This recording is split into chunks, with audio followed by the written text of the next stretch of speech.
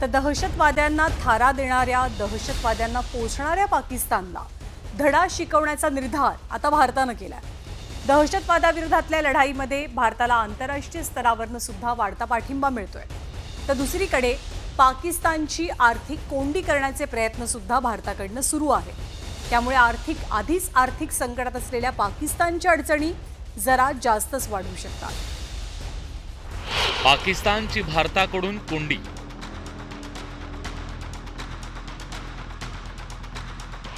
जगभरातून भारताला वाढता पाठिंबा, पाकिस्तानच्या आर्थिक नाड्या वळल्या। पहलगाममध्ये दहशतवादी हल्ल्याचं प्रत्युत्तर देण्यापूर्वी भारतानं जगासमोर पाकिस्तानचा खरा चेहरा उघड केलाय। त्यामुळे जागतिक पातळीवर भारताला पाठिंबा वाढत असल्याचं चित्र आहे। पहलगाम दहशतवादी हल्ल्यात झालेल्या 26 निष्पाप पर्यटकांच्या हत्येच्या घटनेचा जगभरातून निषेध केला जातोय। या हल्ल्यानंतर भारत दहशतवाद्यांविरोधात आणि दहशतवादाला खतपाणी घालणाऱ्या पाकिस्तान विरोधात मोठी कारवाई करण्याची शक्यता आहे।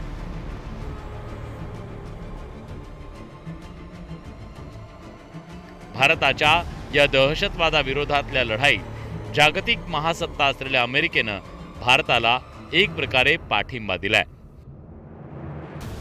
पहलगाममधील दहशतवादी हल्ल्यानंतर भारत संयमानं उत्तर देईल अशी अपेक्षा अमेरिकेचे उपराष्ट्राध्यक्ष जेडी व्हान्स यांनी व्यक्त केली आहे।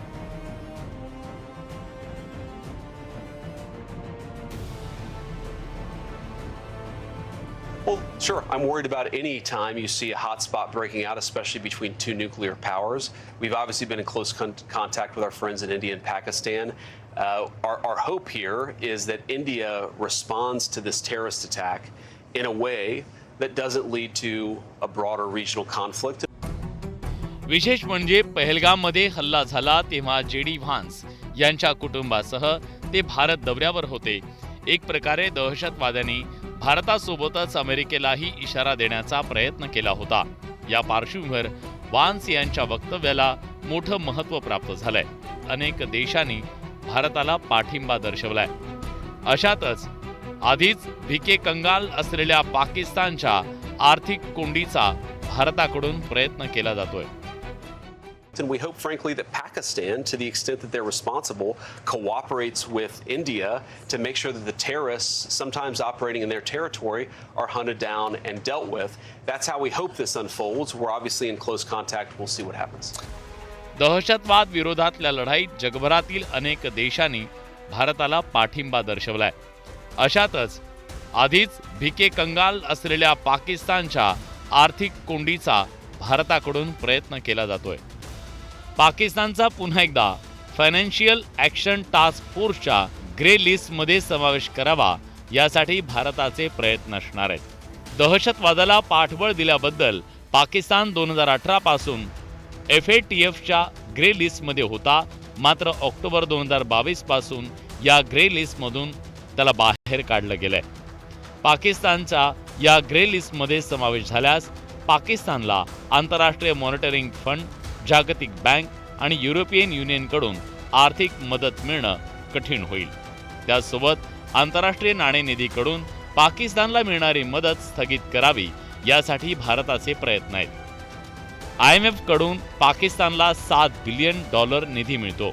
या निधीचा वापर पाकिस्तान दहशतवादी हल्ले आणि भारताविरोधात कारवाईसाठी करत असल्याचं भारताकडून IMFच्या निदर्शनास आणून दिलं गेलंय।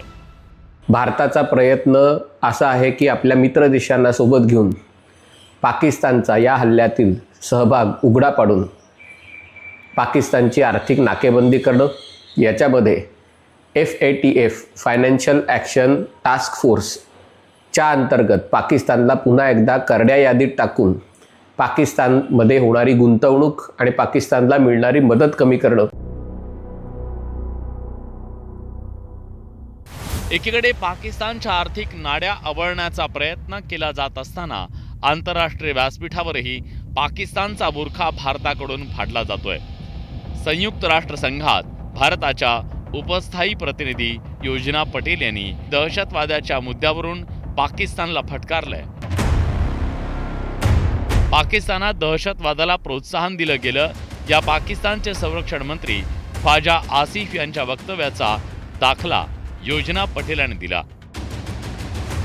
जगभरात दहशतवाद पसरवणारा देश म्हणून पाकिस्तानची ओळख असून इतर देशांनी या संकटाकडे दुर्लक्ष करून चालणार नाही, असं योजना पटेल यांनी यूएनच्या दहशतवाद विरोधी बैठकीत ठासून सांगितलं.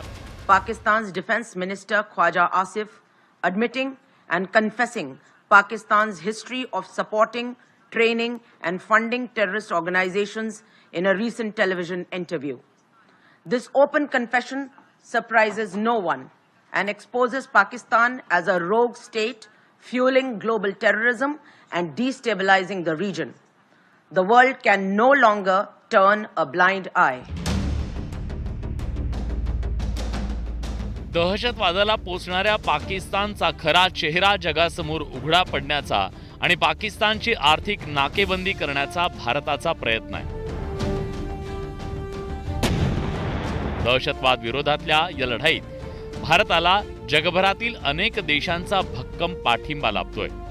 त्यामुळे दहशतवादाला पोचणारा पाकिस्तानचा नापाक चेहरा जागतिक स्तरावर उघडा पडण्यासोबत पाकिस्तानची आर्थिक पातळीवर सुद्धा कोंडी होणार आहे हे नक्की.